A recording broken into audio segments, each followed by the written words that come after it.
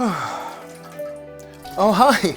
I'll be with you in a minute. Just take a seat, okay? All right.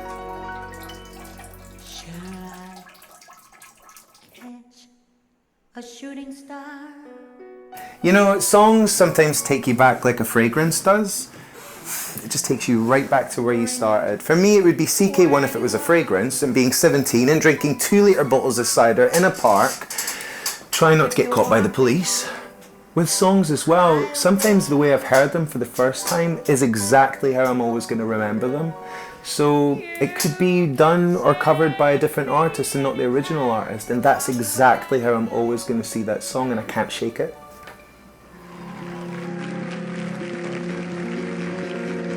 Be it Say Goodbye by Fleetwood Mac, but the live version really, because for me it's, well, firstly very different to the album track and the album recording, but also because you've got Lindsay and Stevie on stage. They're singing together after all the years of things that have happened in the relationship, and then everything's come full circle, and that kind of extra intensity and that extra energy that you can visually see and hear just adds so much more to the track. Or This Bitter Earth by Dinah Washington, which is a beautiful song in itself, but married with this Max Richter instrumental that he did for Shutter Island, it just elevates the song to like a completely different place and makes it feel so much more sad and reflective. And I just can't hear it any other way after listening to that mashup. So yeah, it's beautiful. You should listen to it.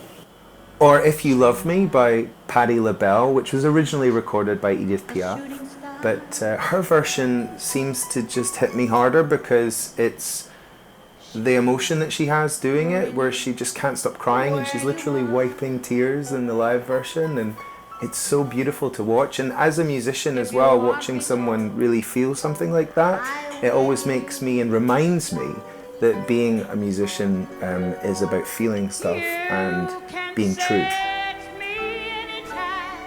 But of all the songs that I love that have been covered or mashed up or changed, is this song called Martha, originally written by Tom Waits, but then covered by Bette Midler for SNL.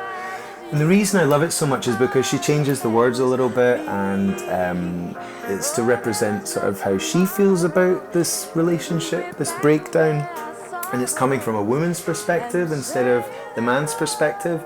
And I love the kind of example of that a great song can be translated into anything. So it's very beautiful. Operator number please, it's been so many years. Will she remember my old voice while I fight the tears? Hello, hello, there is this Martha. This is old Tom Frost. And I am calling long distance. Don't worry about the cost.